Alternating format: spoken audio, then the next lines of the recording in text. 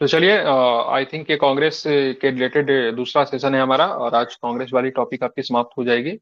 तो अभी जो प्रश्न जो आपके सामने दिख रहा है, हमने इसका फर्स्ट वीडियो में 78 तक के प्रश्नों को किया था। आगे अभी हम लोग 78 से करेंगे, ठीक है। राजनीतिक सुधारों को लेकर विरोध करने वाले पहले भारतीय कौन थे? तो ध्यान में रखने हैं, क्या नाम है, बाल गंगाधर तिलक, ठीक है। ये राजनीतिक सुधार को लेकर विरोध करने वाले पहले भारतीय थे, ठीक है। लोकमान्य के उपनाम से प्रसिद्ध बाल गंगाधर तिलक महान स्वतंत्रता सेनानी थे, जिन्होंने राष्ट्रवादी भावनाओं को बहुत अधिक प्रोत्साहन दिया। वो राष्ट्रीय आंदोलन के प्रथम नेता थे, जिसने जनसाधारण के साथ संबंध स्थापित किए। इस अर्थ में उन्हें गांधी जी का अग्रगामी कहा जा सकता है, ठीक है। वे समाज सुधार के कार्य में ब्रिटिश हस्तक्षेप के प्रबल विरोधी थे, ठीक है। मतलब जो समाज सुधार का जो काम जो हो रहा है, उसमें ब्रिटिश का किसी प्रकार का हस्तक्षेप नहीं होना चाहिए, ठीक है। ध्यान में रखेंगे। इसलिए इन्होंने किसका विरोध किया था? तो एज ऑफ क्या था वो, कौन सा एक्ट था? अ, सम्मति सम्मति आयु विधेयक, इंग्लिश में क्या बोलेंगे, ठीक है, जो आई थी ना, उसका इन्होंने विरोध किया था, ठीक है। आई थिंक उसको आगे प्रश्न होंगे भी। तो भारत के स्वतंत्रता आंदोलन के प्रारंभिक दौर में उग्रवादी विचारधाराओं के निम्नलिखित में से कौन सा एक निरूपित करता है? तो ध्यान में रखना, कौन सा करता है, ऑप्शन आपके पास है, ठीक है। आयातित वस्तुओं को देशज वस्तुओं को प्रसिद्ध देकर देशज वस्तु के उत्पादन को बढ़ावा देना, संवैधानिक साधनों में योजनाओं के स्थान पर आक्रामक साधनों से स्वशासन प्राप्त करना। तो यही जो है ऑप्शन की बात करेंगे, तो ऑप्शन नंबर बी जो है पूरी तरीके से मतलब क्या है, सही है, ठीक है। Obtaining self rule by aggressive means is place to partition and constitutional way, मतलब संवैधानिक साधनों के एवं याचनाओं के आधार पर, ठीक है। तो ध्यान में रखना है, तो वहां पे क्या था, स्वशासन को क्या करना, प्राप्त करना, ठीक है। अब आगे आते हैं, देखेंगे।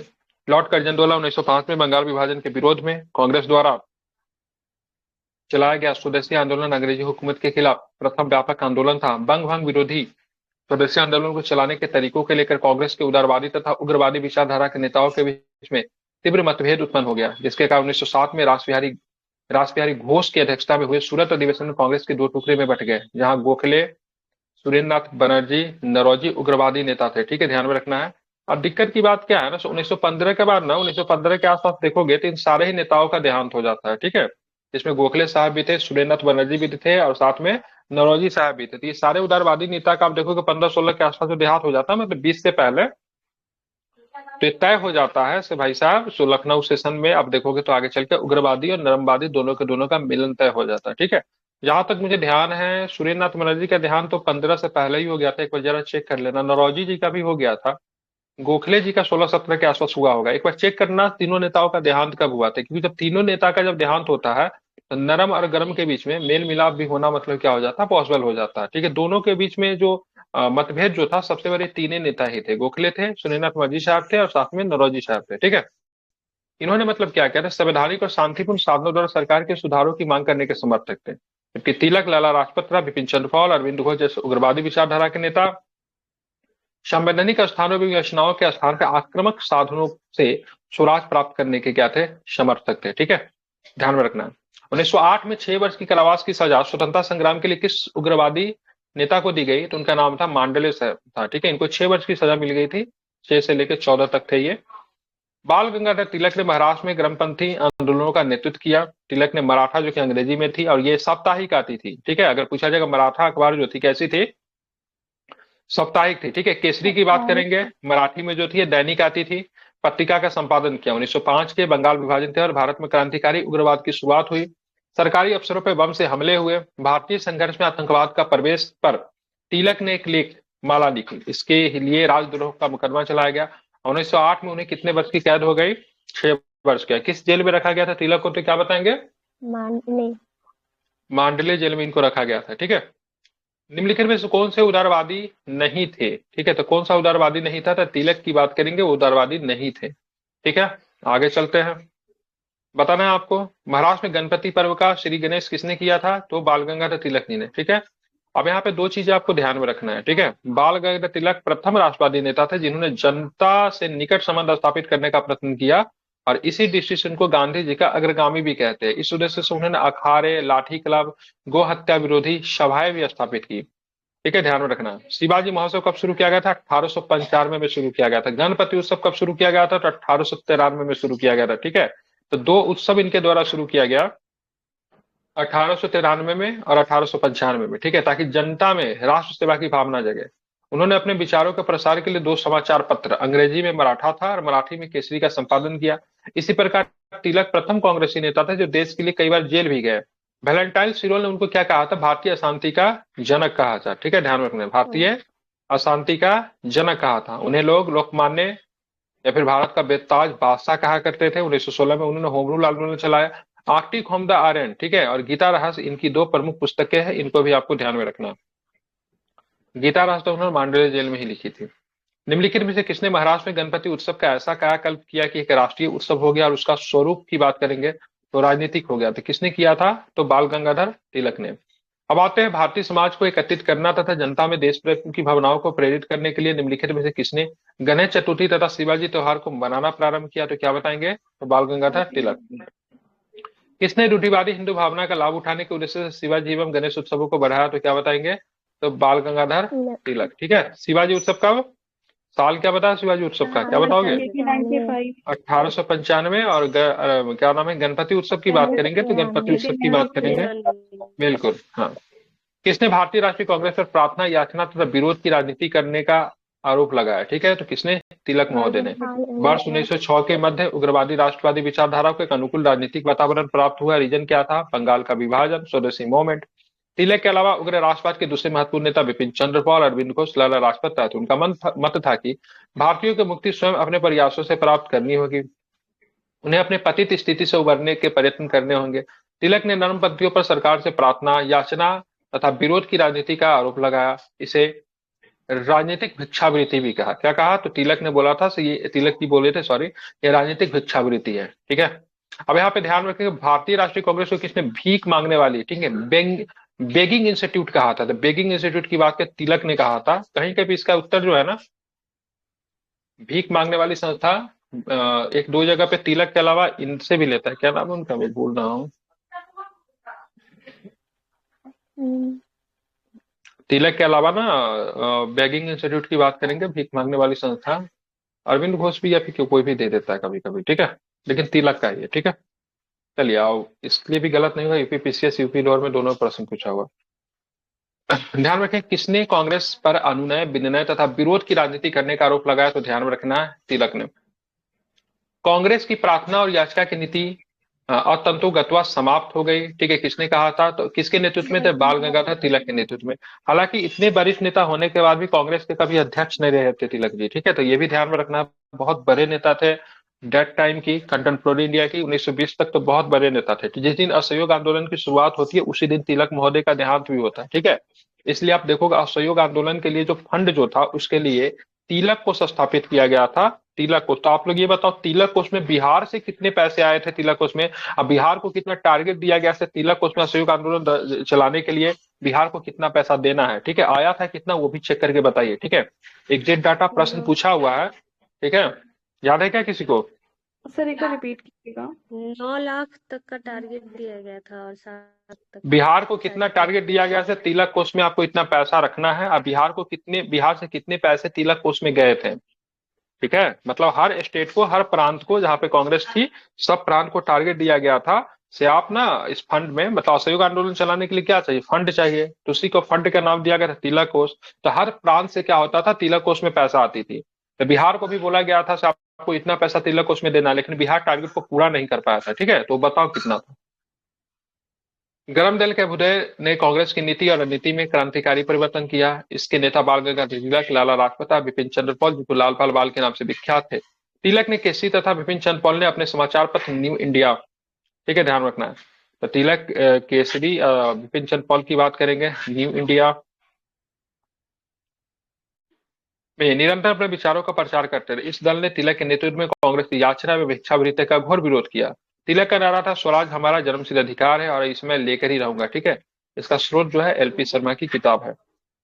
किसने राष्ट्र को चतुर्मुखी कार्यक्रम, बहिष्कार, स्वदेशी स्वराज और राष्ट्रीय शिक्षा दिया? तो किसने दिया था? बाल गंगाधर तिलक ने। ठीक है, बाल गंगाधर तिलक ने सर्वप्रथम विदेशी सामानों का बहिष्कार, स्वदेशी वस्तुओं के प्रति अनुराग, राष्ट्रीय ढंग की शिक्षा आदि उपायों के प्रयोग का परामर्श किया। उनका दृढ़ विश्वास था कि विदेशी शासन कितना भी अच्छा क्यों ना हो, स्वशासन से कभी भी अच्छा नहीं हो सकता है। ठीक है, मतलब विदेशी शासन ठीक है बहुत अच्छा, लेकिन स्वशासन से कभी भी अच्छा नहीं हो सकता। ठीक है, वे स्वदेशी वस्तुओं का प्रयोग को एक धार्मिक कर्तव्य समझते थे। ठीक है, सर तिलक के बारे वो तिलक फंड में बिहार को 7.5 लाख रुपीस मिली थी और टोटल 1 करोड़ से ज्यादा मतलब पैसे उसमें जमा किए गए थे।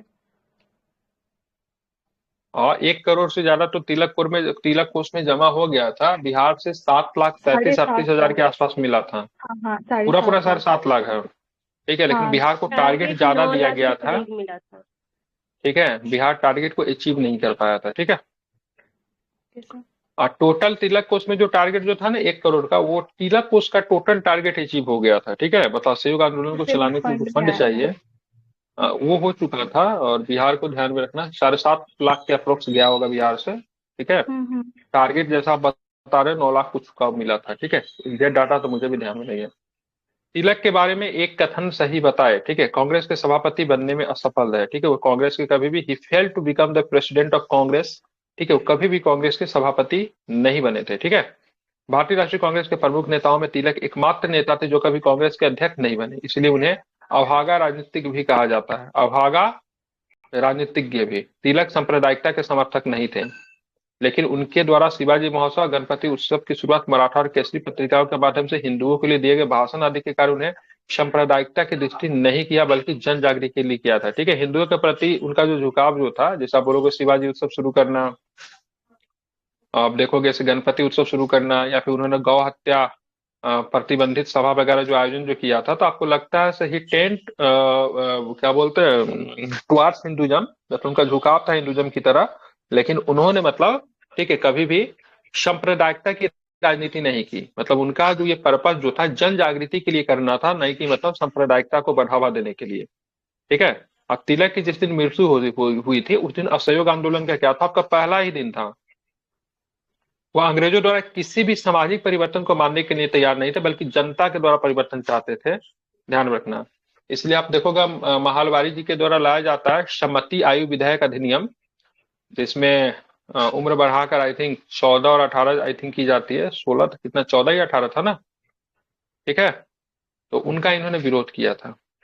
निम्नलिखित में से कौन कभी भारतीय राष्ट्रीय कांग्रेस का अध्यक्ष नहीं चुने गए? तो तिलक महोदय।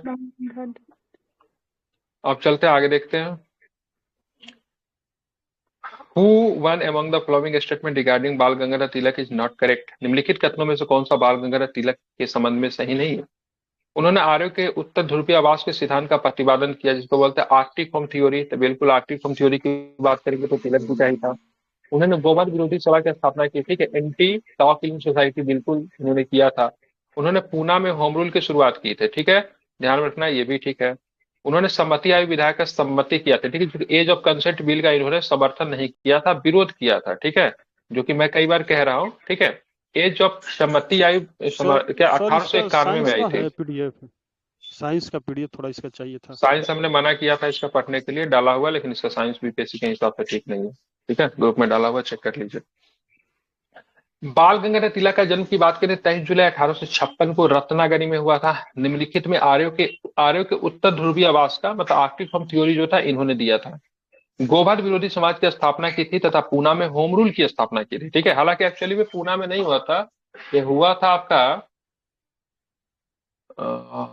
कहाँ पे हुआ था यार, क्या था, बेलगांव के आसपास हुआ था। होम रूल का अधिवेशन जो था ना बेलगांव में हुआ था। ठीक है, बेलगांव अधिवेशन आपको ध्यान में रखना है।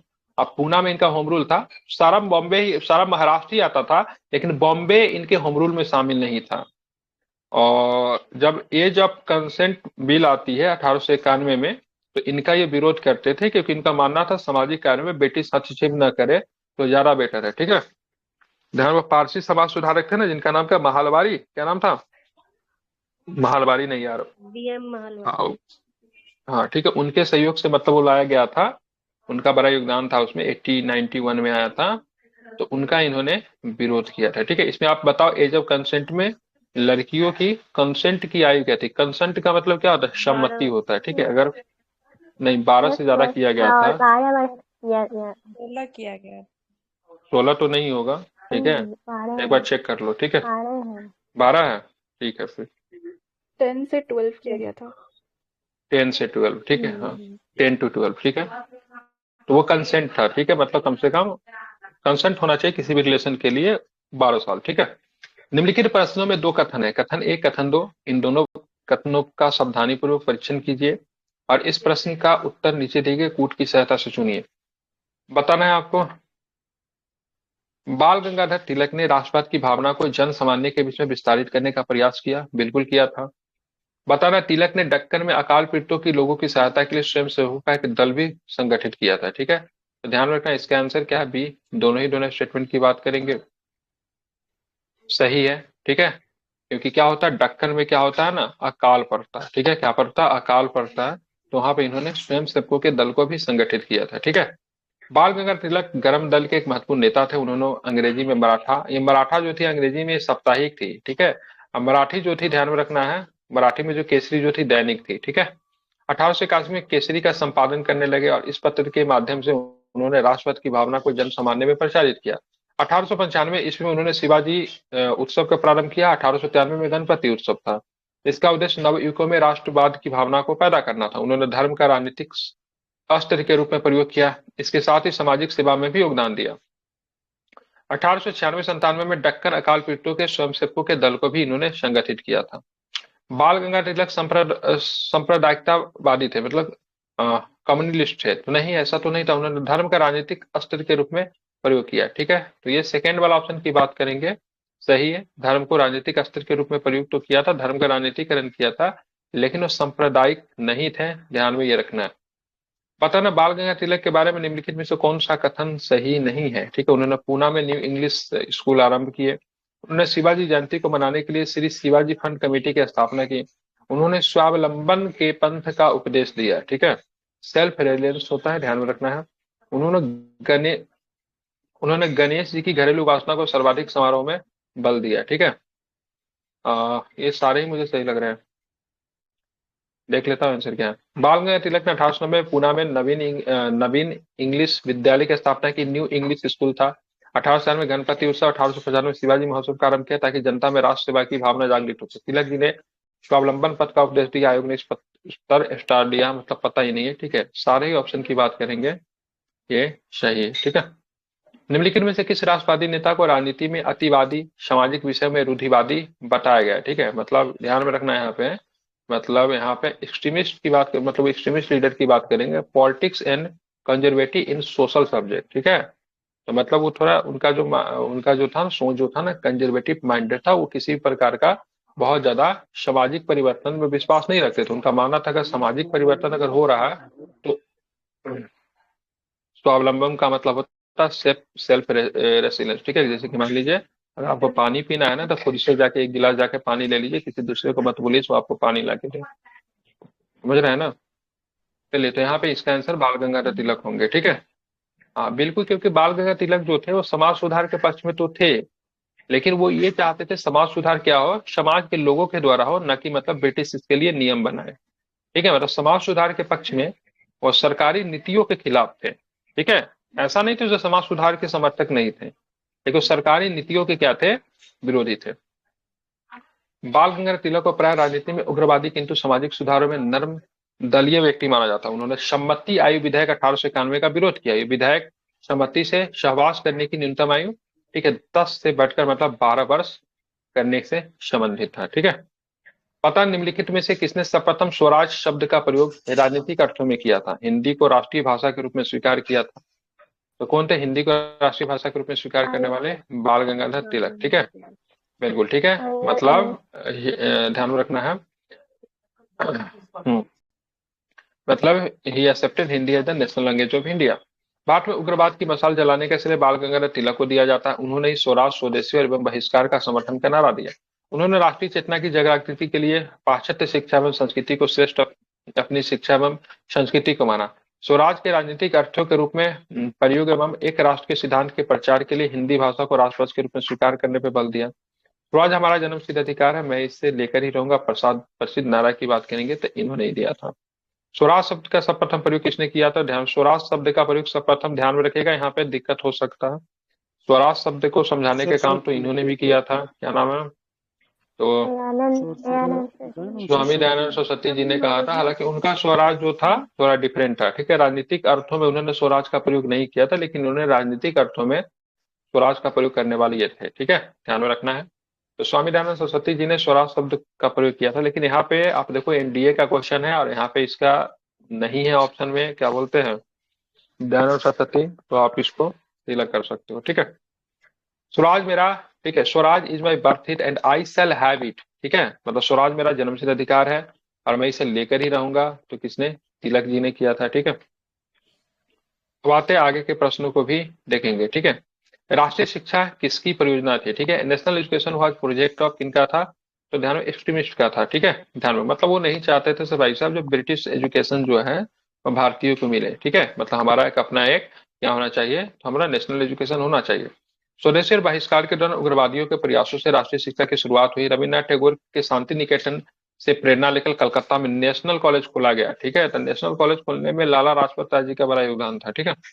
और नेशनल ये पूछता है, ठीक है, नेशनल कॉलेज को जो पहला जो प्रधानाचार्य जो जिसे नियुक्त किया गया, तो ध्यान में रखना है किसका, तो अरविंद घोष जी को किया गया, ठीक है। तो अरविंद घोष साहब जो थे नेशनल कॉलेज के प्रथम प्रिंसिपल थे। शीघ्र ही देश के कई अन्य भागों में नेशनल स्कूल कॉलेज की स्थापना की गई। साहित्यिक, वैज्ञानिक एवं तकनीकी शिक्षा को संगठित करने के लिए 15 अगस्त 1900 को नेशनल काउंसिल ऑफ एजुकेशन की स्थापना की गई, जिसे देशवासियों में राष्ट्रीय दृष्टिकोण विकसित किया जा सकता है। समाचार पत्रों के माध्यम से शिक्षा के प्रचार को प्रोत्साहित किया गया।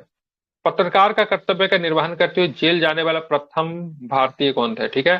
तो ध्यान में रखना है, तो इसका आंसर बाल गंगाधर तिलक होंगे, ठीक है, क्योंकि बाल गंगाधर तिलक जी जो थे पहले जेल गए थे पत्रकारिता की वजह से या फिर अपने लेखनी की वजह से उनको जेल जाना पड़ा था, क्योंकि लोकमान्य तिलक प्रथम कांग्रेसी नेता थे जो कि पत्रकार का निर्वहन करते हुए जेल गए। 1882 में उन्हें सरकार ने 4 माह का कारावास का सजा दिया था, क्योंकि तिलक ने अंग्रेजों के कोल्हापुर के महाराज के प्रति दुष्टता पर कड़े शब्दों में उनकी निंदा की थी। तिलक ने अंग्रेजों के कोल्हापुर के महाराज के प्रति धृष्टता करने पर कड़े शब्दों में अंग्रेजों की निंदा की थी, तो उनको 4 महीने की सजा हुई थी। यह भी आपको ध्यान रखना है, 1882 में हुई थी, ठीक है। ऐसे प्रश्न पूछा जाता है। Father of the Indian unrest की बात करेंगे तो वैलेंटाइन सिरल ने तिलक को कहा था, ठीक है। तो सिरल के खिलाफ इन्होंने क्या किया था, तो इन्होंने डिफेमेशन की बात करेंगे या फिर मानहानि का दावा भी किया था, ठीक है। तो भारत के उग्रपंथी सर 4 वर्ष, क्या 4 महीना, 4 वर्ष नहीं, 4 वर्ष, 4 महीना, 4 माह, पहली बार 4 माह का जेल हुआ था। मांडले में वो 6 साल रहे थे, ठीक है। 8 से लेकर 14 तक मांडले जेल में रहे थे, ठीक है, सॉरी 8 से बोल रहा हूँ, हाँ 8 से लेकर 14 तक रहे थे, मांडले जेल में रहे थे। वो था उनका सजा 6 वर्ष का, ठीक है। और शुरू में पत्रकारिता की वजह से 82 में जेल गए थे, तो 4 महीने का सजा था। भारत के उग्रपंथी आंदोलन के अग्रणी नेता मराठा, अंग्रेजी में केसरी, मराठी में जैसे राष्ट्रवादी समाचार पत्रों के संपादन लोकमान्य तिलक को सर वैलेंटाइन सिरोल ने भारतीय शांति का जनक कहा। गीता रहस्य नामक पुस्तक के लेखक तिलक को अभागा राजनीति भी कहा है, ठीक है। 1 अगस्त 1920 को असहयोग आंदोलन प्रारंभ होने के दिन ही तिलक की मृत्यु हो गई। उनकी अर्थी को महात्मा गांधी के साथ मौलाना शौकत अली तथा डॉक्टर सफीउद्दीन किचलू ने उठाया था, ठीक है। महात्मा गांधी भी थे, शौकत अली भी थे, ठीक है, डॉक्टर सफीउद्दीन किचलू भी थे, ठीक है। डॉक्टर सफीउद्दीन किचलू, इससे याद आ रहा है कुछ सफीउद्दीन किचलू से, कोई किचलू, जलियांवाला बाग, हाँ बिल्कुल, ठीक है। तो doctor Satyapal Malik, sorry doctor क्या था, सत्यपाल और सफीउद्दीन किचलू दोनों को अरेस्ट किया गया था। मौलाना हसरत मोहानी ने शो की गीत पढ़ा। ऐसा करने के पीछे गांधी जी का उद्देश्य असहयोग और खिलाफत आंदोलन को सफल बनाना था, जिससे लोगों को हिंदू मुस्लिम एकता का संदेश भी देना था, ठीक है। तो ये काफी इंपॉर्टेंट था।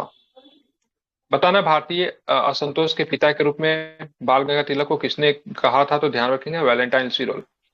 बाल गंगाधर तिलक लोकमान्य तिलक के नाम से जाने गए जब, ध्यान में रखना है काफी, जब उन्हें, ठीक है, जब उन्हें शिवाजी, ठीक है, यहाँ पे डाउट होता है, ठीक है, यहाँ पे बहुत सारे लोग, सॉरी, जब सरकार ने उन्हें रैंड मर्डर केस में अभियुक्त बनाया, ठीक है, जो कि मैंने उसने किसी ने पूछा था ना, तो मैंने बोला था देखिए इसका परफेक्ट आंसर देना तो सही नहीं है, लेकिन अकॉर्डिंग टू मी जब मैंने रैंड के बारे में बताया था, एक्चुअली क्या थी ना, 1897 में ना पूना में प्लेग फैल गया, ठीक है। लेकिन जो प्लेग के जो ऑफिसर जो थे, जो कि रैंड और ध्यान में रखना है एमहर्स्ट, दोनों अच्छा काम नहीं कर रहे थे, तो चापेकर ब्रदर्स ने क्या किया ना, रैंड की हत्या कर दी। और जब चापेकर ब्रदर्स को जब गिरफ्तार किया गया तो उनका कहना था कि हम जो है तिलक के लेखों से काफी अधिक प्रभावित थे। मतलब तिलक को हम लोग पढ़ते हैं हम लोग जो है तिलक से काफी अधिक प्रभावित थे। तो सरकार का कहना था कि तिलक का जो लेख जो था उनसे मतलब क्या हुआ ना, ये शापेकर जो थे दे आर यंग, काफी यंग थे, 22-23 साल के एज उनका रहा होगा, ठीक है। वो उनसे काफी प्रभावित होकर उन्हीं के लेखनी से इनको ना हत्या करने का मतलब प्रेरणा मिली है, ठीक है। तो तिलक को गिरफ्तार किया जाता था। इस बार तिलक को 18 साल की सजा, सॉरी 18 माह की सजा होती है, ठीक है। तो यहाँ पे आप ध्यान में रखो, पहले वर्ष तो उनको 4 महीने की सजा होती है, फिर 6 साल की सजा होती है, फिर उनको 18 साल की सजा, 18 महीने की सजा होती है। जब वो जेल से जब बाहर आते हैं तो उनको लोकमान्य की जैसी उपाधि उनको मिल जाती है, ठीक है। लेकिन और भी बहुत सारे रीजन थे, केवल आप यही नहीं कह सकते हो यही एक रीजन था, और भी बहुत सारे रीजन थे।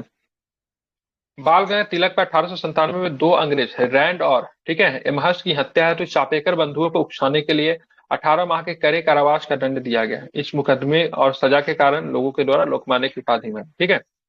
और लेकिन यहाँ पे ना इसका ई आंसर माना है, ठीक है। तो इसलिए मैंने बोला था इसका परफेक्ट उत्तर देना ठीक नहीं होगा, ठीक है, क्योंकि इतने बड़े लोग थे, उन्होंने अपने जीवन में कई काम किया था, तो एक घटना को लेकर उनको ये उपाधि नहीं मिली, ठीक है। देयर आर मेनी फैक्टर्स हो सकते हैं, ठीक है ना। मैंने भी बोला था इसका कुछ परफेक्ट नहीं हो सकता, लेकिन हाँ यहाँ पे रैंड मदर्स कह सकते हो, बहुत जगह इसका उत्तर लिए हुआ है। उन्होंने शिवाजी और गणपति जैसे लोकप्रिय उत्सव को शुरू किया तो मतलब उनका ऐसा हुआ, ठीक है। तो दे आर बहुत सारे रीजन है, लेकिन ठीक है आप ये कर सकते हो, ठीक है। लेकिन इसका बीपीएससी ने ई माना है, ठीक है, मतलब मोर देन वन हो सकता। तो तिलक सी ने होना पूना चाहिए। सी क्या, होगा, सी ही होगा। मैं तो कहता रहा हूँ, समझा तो दिए से कोई एक रीजन नहीं हो सकता है, ठीक है। लेकिन बहुत जगह पे इसका आंसर ये लिया है, कुछ जगह पे इसका आंसर लिया है और शिवाजी गणपति उत्सव शुरू करने की वजह से लिया है, ठीक है। लेकिन बीपीएससी ने ई माना है, डेट मीन्स इसमें से एक से ज्यादा आंसर इसका सही है, ठीक है। हालांकि ऑप्शन अगर 4 ऑप्शन वाला रहेगा तो आप लोग इसको कर सकते हो, ठीक है। चलिए, और एक चीज और भी बता दे रहा हूँ, 1897 में जब पूना में जो प्लेग फैला था, तो अभी अब कोविड आप देखते हो ना, उससे कोविड से ना 100 टाइम्स ज्यादा फैटल था, ठीक है। कोविड कुछ नहीं था उस समय का प्लेग के सामने में। लेकिन एक महिला थी, उन्होंने मतलब मास्क वगैरह कुछ भी नहीं होता था, वह मतलब ना प्लेग के रोगियों की सेवा करते हुए उनका ना देहांत हो गया था। क्या नाम था उनका, तो पंडिता रामाबाई का नाम ध्यान में रखिएगा, ठीक है। वो रमाबाई प्लेग के, पंडित। हाँ बिल्कुल, बिना किसी हेजिटेशन के वो प्लेग के रोगी से डायरेक्ट मिलती थी, उनका सेवा करती थी। अब प्लेग की सेवा करने के दौरान ही पंडिता रामाबाई का देहांत भी हो गया था, प्लेग से ही ग्रसित होने के कारण, ठीक है। इतना फैटल था, अभी सावरकर मूवी आई है ना, उसमें शुरू का जो 5 मिनट का जो सीन जो है, वहां पे प्लेग, महाराष्ट्र में जो प्लेग जो फैला था उसको दिखाया है, ठीक है। तो कभी मौका मिले तो उसका शुरू का 5 मिनट का क्लिप देखिएगा, ठीक है। हालांकि उसमें बहुत कम ही दिखा है, बहुत ही ज्यादा होता था, ठीक है। कोविड उसके सामने कुछ नहीं था। प्लेग जब आती थी ना तो एक एक बार में 3-3 लाख 4-4 लाख लोगों को मार देती, मतलब संख्या तो 30 लाख 40 लाख तक चला जाता था, जिस समय वहां का पॉपुलेशन ही मुश्किल से 5 करोड़ 6 करोड़ था, उसमें से 40 लाख 50 लाख लोग सीधे निकल जाते थे, इतना खतरनाक होता था। तिलक में पूना सार्वजनिक सभा का उपयोग निम्नांकित में से लोग पूना में सॉरी पूना सार्वजनिक सभा का उपयोग निम्नांकित को लोकप्रिय बनाने के लिए किया गया था। तो ध्यान में रखना है, तो क्या था, तो यहाँ पे दुर्भिक्ष की अवस्था में रैयत का वैधानिक अधिकार, legal rights of right in famine status, ठीक है। तो रैयत का मतलब किसान होता है, दुर्भिक्ष का मतलब क्या होता है, अकाल होता है, ठीक है। तो 1896-97 में महाराष्ट्र के दक्कन में अकाल पड़ने पर तिलक ने पूना सार्वजनिक सभा के कार्यकर्ताओं को ग्रामीण क्षेत्रों में भेजा ताकि वह अकाल की स्थिति में रैयतों के कानूनी अधिकारों के प्रति लोगों में चेतना उत्पन्न कर सके। 2 अप्रैल 1870 को पूना सार्वजनिक सभा की स्थापना महादेव गोविंद रानडे के द्वारा की गई, ठीक है, इंपोर्टेंट है। बाद में इस संस्था को लोकप्रियता तब मिलती है जब तिलक वगैरह इसमें जुड़ते हैं। बाल गंगाधर तिलक, गोपाल हरि देशमुख, जीबी जोशी, अरविंद केलकर इस संस्था के अन्य प्रमुख सदस्य थे। यह संस्था सरकार एवं जनता के बीच में मीडिएटर का काम करती थी, मध्यस्थता कायम करने के लिए स्थापित की गई थी, ठीक है। भारतीय राष्ट्रीय कांग्रेस का अंतिम अधिवेशन जिसमें बाल गंगाधर तिलक ने भाग लिया, ठीक है। तो लास्ट को होगा 1920 में, तो इनका देहांत हो गया था ना, तो 1919 वाला ही लास्ट हो सकता है। अमृतसर सेशन में इन्होंने पार्टिसिपेट किया था, ठीक है। 1919 में जो अमृतसर सेशन जो हुई थी उसमें इन्होंने पार्टिसिपेट किया था, ठीक है, ध्यान रखना है, ठीक है। तो अमृतसर सेशन की बात करेंगे 1919 में, इसके अध्यक्ष कौन थे, मोतीलाल नेहरू थे। अमृतसर सेशन 1919 की बात करेंगे तो ध्यान में रखना है, बिल्कुल ठीक है। यहाँ पे जो थे मोतीलाल नेहरू थे, ठीक है। यहाँ पे एक और भी नेता थे, ज्वाइंटली थे, इसलिए इंपॉर्टेंट इसलिए होता है ना क्योंकि इसमें हकीम अजमल खान भी थे, ठीक है। उन्होंने दोनों ने आई थिंक अध्यक्षता की थी एक साथ मिलकर। एक बार चेक करके बताओ तो दोनों थे या फिर केवल मोतीलाल नेहरू थे, क्योंकि मुझे था ना दोनों के द्वारा लीड की गई थी अमृतसर सेशन। एक बार चेक कर लो, हकीम अजमल खान भी होना चाहिए, ठीक है। मोतीलाल नेहरू दे रहा है सर। अच्छा, केवल मोतीलाल नेहरू, जी। ठीक है। अध्यक्ष शायद इनको बनाया गया था हकीम अजमल खान को। उन्होंने मैजनी, गैरिबाल्डी, शिवाजी तथा श्री कृष्ण की जीवनी लिखी। वे अमेरिका में कुछ समय के लिए रहे तथा वो केंद्रीय सभा के सदस्य भी रहे। गैरिबाल्डी की बात करेंगे, इटली का एकीकरण इन्होंने किया था। मेजिनी ने भी इटली का एकीकरण किया था। एक और भी व्यक्ति जिन्होंने इटली का एकीकरण किया था, काउंट काबूर, ठीक है।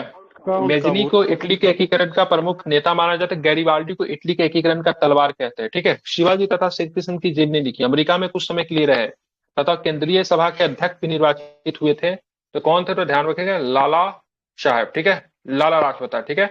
इनका जो अपने जो राजनीतिक गुरु जो मानते हैं ना, मेजनी को मानते हैं, मेजनी को अपना राजनीतिक गुरु मानते हैं, ठीक है, ध्यान रखना। हालांकि मेजनी जो था बहुत ही रिकलेस पर्सन था, यहाँ तक कि ऐसा व्यक्ति था जिसने अपने बच्चे की परवरिश भी नहीं की थी, ठीक है। इसके बच्चे जो था अनाथालय में पले थे, ठीक है। लेकिन इटली के एकीकरण में इनसे बड़ा कोई नेता नहीं था, ठीक है। पर्सनल लाइफ में कोई कुछ भी हो, लेकिन प्रोफेशनल लाइफ में वॉज द परफेक्ट पर्सन, ठीक है।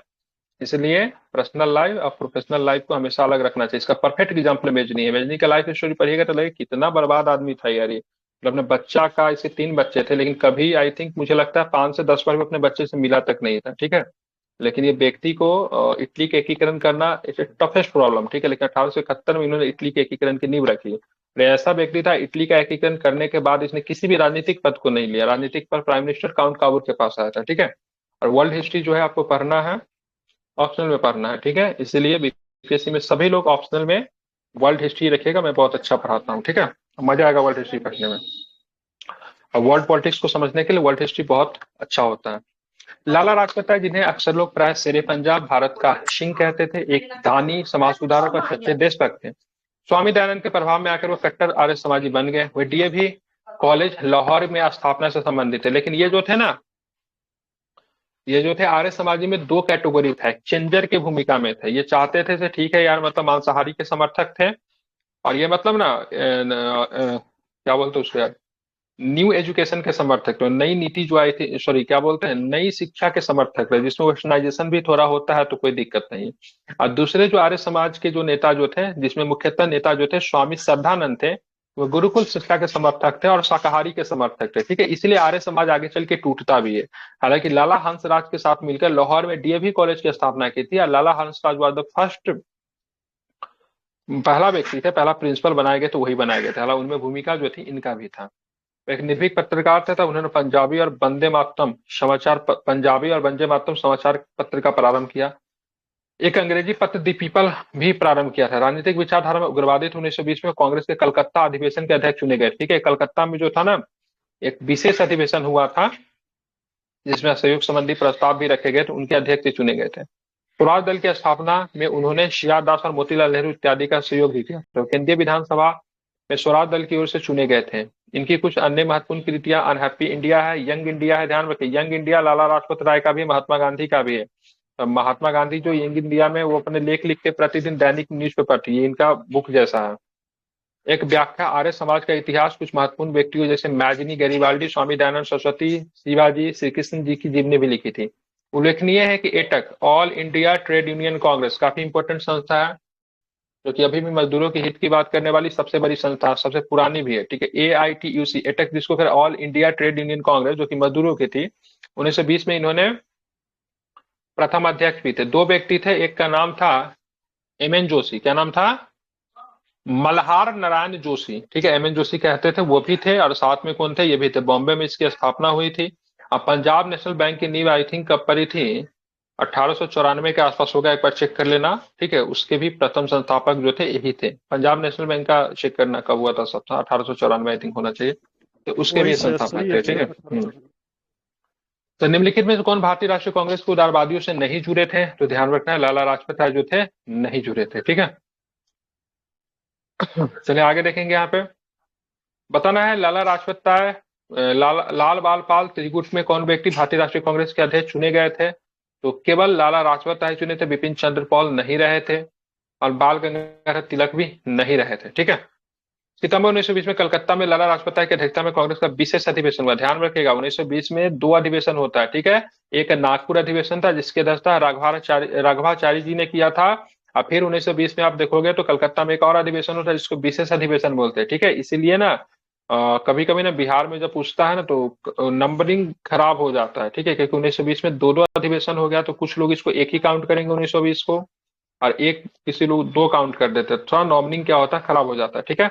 जब विशेष अधिवेशन हुआ था कलकत्ता में, इसकी अध्यक्षता जो थी लाला लाजपत राय जी ने की थी, और 1920 में एक और अधिवेशन और नागपुर अधिवेशन। ठीक है। जिसमें क्या था, तो जिसमें असहयोग प्रस्ताव को रखा गया था। ठीक है। असहयोग प्रस्ताव को 1920 के नागपुर अधिवेशन में, जिसकी अध्यक्षता राघवाचारी ने की, तो वहां पर रखा गया था। तो पहले बोलोगे कौन होता है। ठीक है। तो ध्यान रखना पहले जो था, ध्यान में रखना है, तो सितंबर 1920 में होता, एक तो होता ही था दिसंबर में होता था। तो पहले जो था कलकत्ता वाला ही हुआ था, और बाद में जो था नागपुर वाला में हुआ था। तो असहयोग के प्रस्ताव को स्वीकार किसमें किया गया, ध्यान में रखना है, तो आपको कलकत्ता वाला में कर रखा गया था। ठीक है। इसकी अध्यक्षता किसने की थी, नागपुर वाला का राघवाचारी ने। यह कांग्रेस का 35वां अधिवेशन था। इसी अधिवेशन में देश में पहली बार भाषाई आधार पर प्रांतों को विभाजित करने की बात कही गई थी। बिपिन चंद्रपाल और तिलक दोनों कभी भी कांग्रेस के अध्यक्ष नहीं रहे थे। लाला लाजपत राय के संदर्भ में निम्नलिखित में से कौन सा कथन सही है। प्रारंभ में वो असहयोग नीति के पक्ष में नहीं थे, परंतु बाद में गांधी जी के पक्ष में हो गए थे।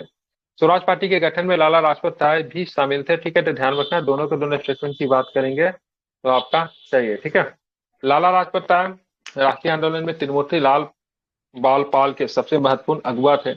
प्रारंभ में महात्मा गांधी के असहयोग आंदोलन के विरोधी थे, किंतु बाद में पक्ष में हो गए। आगे चल के 1923 में गठित स्वराज पार्टी में लाला लाजपत राय भी शामिल हुए थे, और केंद्रीय विधानसभा के सदस्य भी चुने गए थे। कहां से, तो स्वराज पार्टी के द्वारा ही। 20वीं शताब्दी के पहले दशक में होने वाली निम्नलिखित घटनाओं के कालानुक्रम व्यवस्थित कीजिए। भारतीय राष्ट्रीय कांग्रेस का बंबई अधिवेशन 1885 में, ऑल इंडिया मुस्लिम लीग की स्थापना 1906 में, बंगाल का विभाजन 1905 में, सूरत का विभाजन 1907 में। ठीक है। तो एक नंबर पे ये आ जाएगा, 2 नंबर पे ये आ जाएगा, 3 नंबर पे ये आ जाएगा, और 4 पे ये आएगा। ठीक है। इसको आप लोग मिलान कर लेना, कुछ खास है नहीं है। भारतीय राष्ट्रीय कांग्रेस का पहला अधिवेशन 1885 में बंबई में हुआ। इस अधिवेशन के अध्यक्ष ब्रह्म चंद्र बनर्जी थे। 1940 में बंबई में सर हेनरी कॉटन की अध्यक्षता में कांग्रेस अधिवेशन आयोजित किया गया था। हेनरी कॉटन 1904 में। ठीक है। अगर पूछा जाए हेनरी कॉटन की बात करेंगे तो ये तीसरे थे। ठीक है। क्योंकि पहले होंगे जॉर्ज यूले, उसके बाद बेडनबर्ग है, उसके बाद हेनरी कॉटन है। ठीक है। अब चलेंगे आगे, तो हेनरी कॉटन की अध्यक्षता में बात करेंगे। 1904 में बंबई में कांग्रेस का अधिवेशन हुआ। बंगाल का विभाजन लॉर्ड कर्जन के कार्यकाल में 16 अक्टूबर 1905 को लागू किया गया। 1911 में लॉर्ड हार्डिंग के द्वारा वापस ले लिया गया। ठीक है। ऑल इंडिया मुस्लिम लीग की स्थापना 1906 में ढाका में आगा खान सलीमुल्लाह खान द्वारा किया गया। नरम तथा गर्म दल के बीच कांग्रेस अध्यक्ष के लिए सूरत अधिवेशन की बात करेंगे, 1907 में हुआ, विभाजन हो गया। मालवीय भारतीय राष्ट्रीय कांग्रेस के अध्यक्ष कितनी बार चुने। ठीक है। पंडित मदन मोहन मालवीय की बात करें 2 बार रहे थे। ठीक है। कब कब रहे थे, 1909 में रहे थे और 1918 में भी रहे थे। ठीक है। तो पंडित मदन और मालवीय, जिनको कौन सा बोलते थे, महामाना बोलते थे। क्या बोलते थे, क्या बोलते हैं पंडित मदन मोहन मालवीय होगा, महामना। ठीक है। ठीक है। तो इसको ध्यान में रखना है। तो 1909 में लाहौर अधिवेशन और दूसरी बार 1918 में दिल्ली अधिवेशन के अध्यक्ष बने थे। 1909 में हुए भारतीय राष्ट्रीय कांग्रेस अधिवेशन की उपलब्धि क्या थी, यहाँ पे ना निःशुल्क प्राथमिक शिक्षा की बात की गई थी। जो कि निःशुल्क प्राथमिक शिक्षा की बात करेंगे तो भारतीय संविधान में भी आपको देखने को मिलता है। ठीक है। 1918 में हुए भारतीय राष्ट्रीय कांग्रेस के अधिवेशन की उपलब्धि, ठीक है, नरमपंथियों का इस्तीफा था। ठीक है। तो नरमपंथी जो थे यहाँ पे क्या थे, इस्तीफा दे दिया था 1918 में। ठीक है। तो अब इंपॉर्टेंट है, भारतीय राष्ट्रीय कांग्रेस का 27वां अधिवेशन किस स्थान पर हुआ। 27वां अधिवेशन की बात करें तो बांकीपुर में हुआ था, बांकीपुर पटना में हुआ था, और 1912 में हुआ था। ठीक है। ध्यान रखना, इसकी अध्यक्षता किसने की थी, आर एन माधोलकर ने की थी। ठीक है। और इसी अधिवेशन में जब 1912 में मतलब क्या था, तो ध्यान रखेंगे इसी साल मतलब क्या होता है ना, एओ हुम का देहांत हो जाता है। ठीक है। तो 1912 में पटना वाला अधिवेशन जब हुआ तो उसी साल क्या था, एओ हुम का देहांत हुआ था अधिवेशन से कुछ दिन पहले ही। तो इसलिए कांग्रेस का पिता या फिर कांग्रेस का जनक एओ हुम को घोषित कर दिया जाता है इसी अधिवेशन को। ये पहला अधिवेशन था जबकि मतलब पंडित जवाहरलाल नेहरू ने भी इसमें पार्टिसिपेट किया था। ठीक है। तो ये भी आपको ध्यान में रखना है, कांग्रेस को जनक या फिर कांग्रेस का पिता इसी अधिवेशन में, बांकीपुर अधिवेशन में घोषित कर दिया गया था। बांकीपुर आपको पटना में पड़ता है। ठीक है। भारतीय राष्ट्रीय कांग्रेस के 27वें सम्मेलन की अध्यक्षता किसने की? तो आर्यन माधोलकर ने की थी। ठीक है, ध्यान में रखना इंपॉर्टेंट है। अब बात करेंगे यहाँ पे, हाँ, निम्न में से किस अधिवेशन के लिए कांग्रेस ने पहली बार एक महिला अध्यक्ष को चुना? तो महिला अधिवेशन 1917 में कोलकाता सेशन आपको ध्यान में रखना है। कौन थी? तो एनी बेसेंट साहिबा थी। ये प्रथम विदेशी थी। ध्यान में, कहाँ से आई थी ये? किस मुल्क से आई थी? आयरलैंड। आयरिश महिला थी। ठीक है, बिल्कुल। 1970 में कलकत्ता भारतीय राष्ट्रीय कांग्रेस अधिवेशन सर्वप्रथम तिरंगे झंडे को कांग्रेस ने अपनाया था। तो 1917 ईस्वी में कलकत्ता भारतीय राष्ट्रीय कांग्रेस के अधिवेशन में सर्वप्रथम तिरंगे झंडे को अपना लिया गया था। भारतीय राष्ट्रीय कांग्रेस की प्रथम महिला अध्यक्ष की बात करेंगे तो कौन थी? तो यहाँ पे एनी बेसेंट थी, लेकिन ऑप्शन यहाँ पे है क्या? एनी बेसेंट, हाँ, दिया हुआ है। ठीक है, एनी बेसेंट भारतीय राष्ट्रीय कांग्रेस की पहली महिला अध्यक्ष थी। ठीक है, मदन मोहन मालवीय 1916 में कांग्रेस के ऐतिहासिक लखनऊ सत्र की अध्यक्ष थे। 1916 में तो मजूमदार साहब थे, गलत हो जाएगा। गांधी जी ने केवल एक बार 1924 में बेलगांव में कांग्रेस की वार्षिक सत्र की अध्यक्षता की, तो ये ठीक है। ठीक है, नंबर 1 और 3 सही है। बाकी जो है सेकंड वाला गलत है, क्योंकि 1916 वाला सत्र में अध्यक्ष कौन थे? तो मजूमदार थे। ध्यान में इनको रखना है। ठीक है, एनी बेसेंट भारतीय राष्ट्रीय कांग्रेस की पहली महिला अध्यक्ष थी। उन्होंने 1970 में कलकत्ता सत्र की अध्यक्षता की। 1916 के लखनऊ सत्र के अध्यक्ष अंबिका चंद्र मजूमदार थे, जिनमें नरम एवं गरम दल का समझौता तथा मुस्लिम लीग एवं कांग्रेस के मध्य सहमति बनी। महात्मा गांधी ने केवल एक बार 1924 में कलकत्ता के बेलगांव में कांग्रेस की अध्यक्षता की थी। ठीक है, पहली भारतीय महिला कांग्रेस अध्यक्ष सरोजिनी नायडू थी, जो कि 1925 में कानपुर के सत्र में। ठीक है, अमृतसर के भारतीय राष्ट्रीय कांग्रेस अधिवेशन 1919 के प्रस्ताव के अनुसार महात्मा गांधी द्वारा कांग्रेस का नया संविधान लिखने हेतु निम्नलिखित में से किसे चुना गया था? ठीक है, तो ये बहुत इंपॉर्टेंट है। दो तरह के प्रश्न यहाँ से बनते हैं। सबसे पहले तो बनेगा भारतीय राष्ट्रीय कांग्रेस का किस अधिवेशन में, ठीक है, कांग्रेस की संविधान फिर से लिखी गई थी? कांग्रेस की संविधान पहले से बन चुकी थी। ठीक है, ये दोबारा लिखा गया था या फिर संशोधन आप कह सकते हो। तो अमृतसर सेशन था 1919 वाला। ठीक है, जिसके अध्यक्ष कौन थे? मोतीलाल नेहरू थे। ठीक है, तो किस व्यक्ति को ये चुना गया था इसके लिए? तो ध्यान रखिएगा, उनका नाम है, ठीक है, एक का नाम है एनसी केलकर साहब और दूसरे जो है सो ध्यान रखना आईवी सेन। ठीक है, केलकर और आईवी सेन साहब को चुना गया था। ठीक है, तो भारतीय राष्ट्रीय कांग्रेस की बात करेंगे तो 1919 में अमृतसर के प्रस्ताव के अनुसार गांधी जी के द्वारा कांग्रेस का नया संविधान लिखने हेतु एनसी केलकर और आईवी सेन के सहयोग के लिए चुना गया। संविधान पहले से था, लेकिन हर पार्टी का भी अपना संविधान होता है। ठीक है, ध्यान रखना है, हर घर में भी होता है, स्कूल में भी होता है। संविधान क्या? नियम की पुस्तिका है। ठीक है, तो यहाँ पे आप देखोगे तो यहाँ पे जो आपका ये सेशन जो था, कौन सा सेशन था? अमृतसर सेशन था। यहाँ पे संविधान लिखने के लिए आईवी सेन और एनसी केलकर को चुना गया। बताना, भारतीय राष्ट्रीय कांग्रेस के निम्नलिखित अधिवेशनों में से किसकी अध्यक्षता सी विजय राघव चेरियार ने की थी? ठीक है, तो कौन सा था? ध्यान रखेंगे, वही नागपुर अधिवेशन। ये विशेष सेशन नहीं था, विशेष सेशन में लाला राजपत राय थे, ये नॉर्मल सेशन था। ठीक है, तो भारतीय राष्ट्रीय कांग्रेस के नागपुर सेशन 1920 की अध्यक्षता सी विजय राघव चेरियार ने की थी। लखनऊ अधिवेशन 1916 की अध्यक्षता अंबिका चंद्र मजूमदार ने। गया सेशन की अध्यक्षता की बात करेंगे तो देशबंधु चित्तरंजन दास ने। ठीक है, ये देशबंधु चित्तरंजन दास है। दीनबंधु की बात करेंगे तो सीएफ एंड्रूज को दीनबंधु कहते हैं। ठीक है, तो सीएफ एंड्रूज जो है आपके दीनबंधु है, और देशबंधु की बात करेंगे तो कौन हो जाएंगे? तो चित्तरंजन दास। निम्नलिखित में से कांग्रेस के किस अधिवेशन में गांधी जी की आत्मकथा लिखी गई? कांग्रेस के किस अधिवेशन में गांधी जी की आत्मकथा लिखी गई? ठीक है, नागपुर, मद्रास, बंबई या फिर हरिपुरा? ठीक है, बताइए क्या होगा इसका सही उत्तर? हिमाचल प्रदेश विशेष में पूछा गया था। इसका आंसर की बात करेंगे तो आपका नागपुर सेशन होगा। ठीक है, महात्मा गांधी की प्रसिद्ध आत्मकथा सत्य के साथ मेरे पर एक्सपेरिमेंट विथ माय ट्रुथ में कांग्रेस के नागपुर अधिवेशन तक के घटनाक्रम की जानकारी मिलती है। नागपुर अधिवेशन में कांग्रेस का संविधान निर्मित किया गया था, फिर से निर्मित किया गया था। ठीक है, कभी मौका मिले 49 रुपया खर्चा कीजिएगा, कुकू एफएम पे चले जाइएगा, इनका आत्मकथा को जरूर सुन लीजिएगा। ठीक है, सुनना चाहिए, बहुत कुछ सीखने को मिलेगा।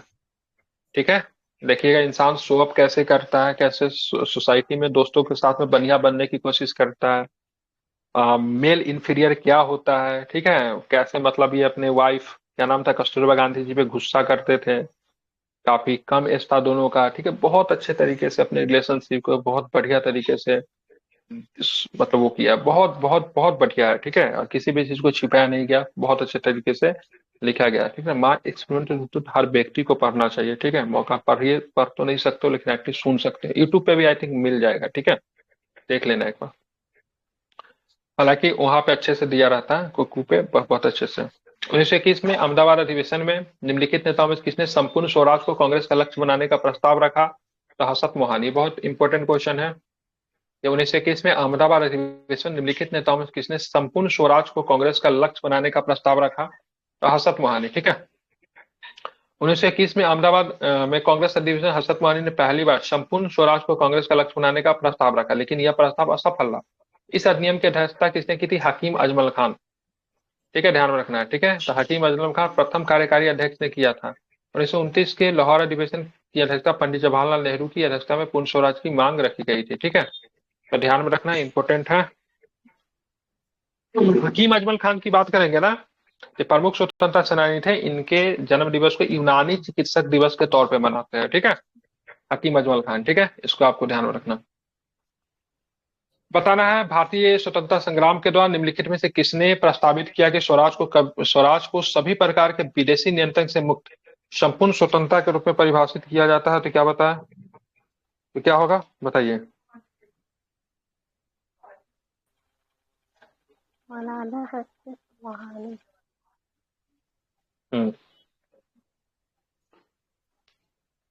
तो क्या हो जाएगा, तो ध्यान में रखना है। तो यहाँ पे क्या लिखा हुआ है, भारतीय स्वतंत्रता संग्राम के दौरान निम्नलिखित में से किसने प्रस्तावित किया कि स्वराज को सभी प्रकार के विदेशी नियंत्रक से मुक्त संपूर्ण स्वतंत्रता के रूप में परिभाषित किया जाए? तो ध्यान में रखना, क्या हो जाएगा इसका, तो मौलाना हर्षद मोहानी। ठीक है, और आप लोग हल्ला करोगे आप, ठीक है, उससे पहले मैं ठीक कर देता हूँ। हेलो, ऑडिबल हूँ मैं? Yes, sir. Am I audible और नॉट? ओके, स्पिन चली गई है नहीं? Yes, sir. सोच रहे थे कि मेरा नेटवर्क चला गया। कभी कभी नहीं, सडन।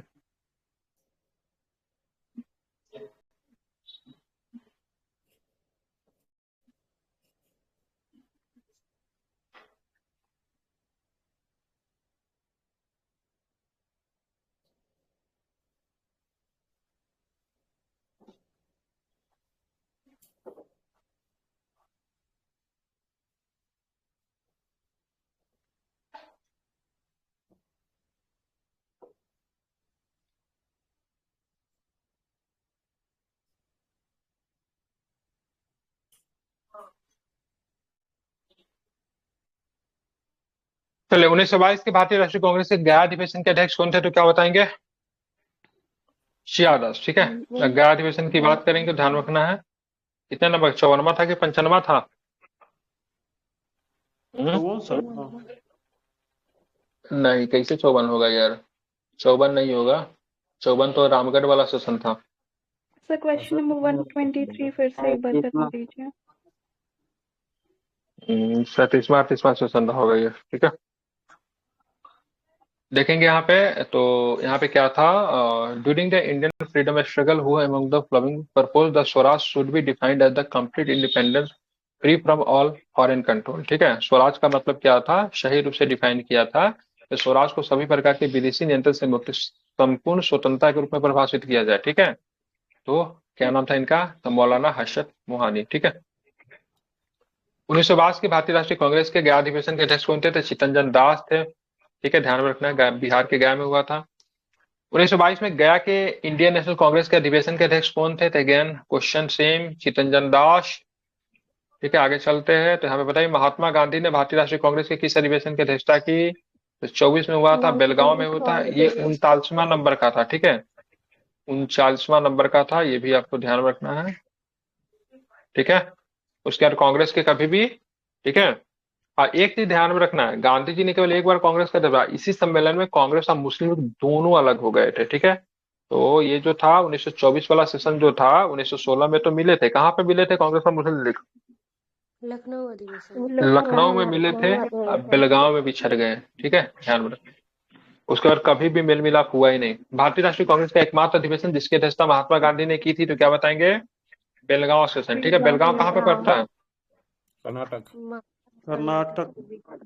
कर्नाटक महाराष्ट्र के बॉर्डर पे है, इसलिए दोनों में से जो ऑप्शन लगे खुल के लगा दीजिएगा, कोई दिक्कत नहीं है। ठीक है, कर्नाटक जो है ये बॉर्डर है, इधर कर्नाटक है, इधर महाराष्ट्र है, बीच में बेलगांव पड़ता है। तो कभी कर्नाटक आंसर लेगा, कभी महाराष्ट्र भी कभी कभी ले लेता है। ठीक है, चले, महात्मा गांधी को सिर्फ एक बार भारतीय राष्ट्रीय कांग्रेस का अध्यक्ष चुना गया, निम्न में से किस अधिवेशन में ये घटित हुआ? ठीक है, तो बेलगांव अधिवेशन 1924 में। ठीक है, निम्नलिखित भारतीय राष्ट्रीय कांग्रेस के अधिवेशनों में से महात्मा गांधी ने किसमें भाग नहीं लिया? क्योंकि मैंने क्यों बोला कि बेलगांव सत्र जो तिलक के संदर्भ में जब आप करते हो ना, उन्होंने होम रूल की वहां पे मीटिंग वगैरह कुछ किया था, तो इसका आंसर महाराष्ट्र ले लेता है। गांधी जी के संदर्भ में जब बेलगांव करते तो इसका आंसर कर्नाटक ले लेता।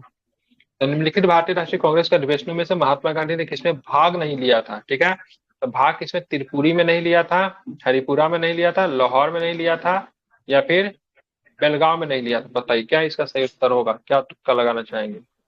ठीक है, तो ध्यान रखिए, इनका जो था भाग इसमें नहीं लिया था, तो ये त्रिपुरी में नहीं लिया था क्योंकि गांधी जी से नाराज थे। ठीक है, सॉरी क्या नाम था इनका, सुभाष जी से नाराज थे। त्रिपुरी अधिवेशन में वामपंथी वर्चस्व के कारण गांधी जी ने भाग नहीं लिया और अपने प्रतिनिधि के रूप में गोविंद वल्लभ पंत को भेजा था, ये भी ध्यान रखना है। तो त्रिपुरी अधिवेशन में पार्टिसिपेट नहीं किए थे, अपने प्रतिनिधि के रूप में किसे भेजे थे? तो गोविंद वल्लभ पंत को भेजे थे। इसी अधिवेशन सुभाष चंद्र बोस ने गांधी जी के द्वारा समर्थित पट्टाभी सीतारमैया को पराजित करके अध्यक्षता की, परंतु विवाद के कारण अध्यक्ष पद से त्याग पत्र के पश्चात किसको दिया गया? जब वो त्याग पत्र दे देते हैं तो राजेंद्र बाबू को। ठीक है, लेकिन पहले ऑफर किसे किया गया था? किसे ऑफर किया गया था बनने के लिए, कि उन्होंने बनने से इनकार कर दिया? सीतारमैया।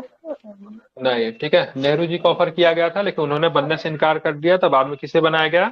ठीक है, नहीं, सबसे पहले ऑफर किसको किया? ठीक है, सबसे पहले ऑफर किया अबुल कलाम आजाद जी को। ठीक है, उन्होंने बोला भाई साहब हम आते हैं वहां से, कलकत्ता से आते हैं, सुभाष के समर्थक मुझे जिंदा नहीं छोड़ेंगे। ठीक है, तो उनको बार ऑफर किया गया, इनको क्या नाम इनका, सुभाष चंद्र बोस जी के। तो उन्होंने बोला अभी तक हम जस्ट अभी लखनऊ 1936 वाला कौन सा शासन था, लखनऊ था, उसकी अध्यक्षता करके आ रहे हैं, हम तो नहीं बन रहा है। ठीक है, 1936 में भी थे, 1937 में भी थे। ठीक है, कंटिन्यूसली थे, तो बोले फिर हम 1939 में क्यों बने, तो फिर उन्होंने भी इनकार कर दिया। तो फिर जो थे इनको अध्यक्ष बनाया गया, तो फिर बनाया गया डॉक्टर राजेंद्र बाबू को। ठीक है, चलिए, तो किस वर्ष में एक भारतीय महिला भारतीय राष्ट्रीय कांग्रेस की अध्यक्षता बनी थी? तो 1917 में बनी थी, और ध्यान में रखोगे तो भारतीय पूछ रहा ना सर। 1925 में बनी थी। अच्छा भारतीय पूछ रहा है, ठीक है, तो 1925 हो जाएगा। ठीक, सरोजिनी नायडू। ठीक है, चलिए बताना इंडियन नेशनल कांग्रेस की प्रथम भारतीय महिला अध्यक्ष कौन थी? तो ध्यान में रखना है, कौन हो जाएगी?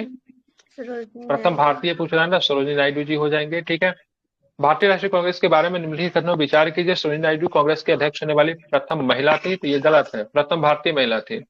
सिया दास ने जब कांग्रेस के अध्यक्षता के रूप में कार्य किया तो वो जेल में थे, बिल्कुल ठीक है। बताना है यहाँ पे एलन ऑक्टियन होम प्रथम ब्रिटिश नागरिक जो कांग्रेस के अध्यक्ष बने, कभी भी अध्यक्ष नहीं बने थे। ठीक है, अल्फ्रेड वेब 1894 में कांग्रेस के अध्यक्ष बने थे, बिल्कुल। तो देखिए कांग्रेस के अध्यक्ष बने वाले ब्रिटिश में William Wedderburn, George Yule, Henry Cotton, Alfred Webb. ठीक है, 4 तो मुझे याद है, एक और भी कोई है। ठीक है, हालांकि हेनरी कॉटन 2 बार रहा था। ठीक है, तो आपका बात करेंगे तो इसमें सही कौन सा है? तो आपका 2 और 4 सही है। कांग्रेस की प्रथम महिला अध्यक्ष एनी बेसेंट कलकत्ता अधिवेशन 1970 थी, जबकि सरोजिनी नायडू की पहली भारतीय महिला अध्यक्ष थी कानपुर की। तो एलन ऑक्टियन हुन कभी कांग्रेस के अधिवेशन के अध्यक्ष नहीं रहे, जीवन भर क्या रहे? तो महासचिव ही रहे। ठीक है, अपने जीवन भर महासचिव रहे। 1894 में मद्रास अधिवेशन की अध्यक्षता अल्फ्रेड वेब ने की थी। ठीक है, 1894 वाला।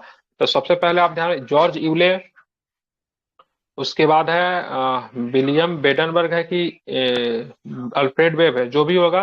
उसके बाद आपके आएंगे हेनरी कॉटन है, एक और भी कौन छूट गया? यूले, बेडनबर्ग, अल्फ्रेड वेब और हेनरी कॉटन। ठीक है, 4 तो मुझे याद है, लूसेंट वाला में चेक करो। ठीक है, 5वां भी कोई ब्रिटिश बना था क्या? ठीक है, बताना है आगे। ठीक है, अंसारी साहब, ये अतीक अंसारी जो था मारा नहीं गया था क्रिमिनल, उसके दादाजी है, बताओ। मतलब दादाजी इतने बड़े फ्रीडम फाइटर, अब पोता क्या ही निकल गया। ठीक है, अतीक अंसारी के ये महोदय दादाजी हैं, सोच सकते हैं। पुरुषोत्तम दास टंडन, हमीद अंसारी की सर। हमीद अंसारी, हाँ हमीद अंसारी उसका चच्चा है। ठीक है, हमीद अंसारी जो भारत के भूतपूर्व उपराष्ट्रपति थे, उसके चाचा थे अतीक अंसारी के। ठीक है, और ये अंसारी साहब जो है, एम ए अंसारी की बात करेंगे, उनके दादाजी हैं। और पुत्र जो था कपूत निकल गया।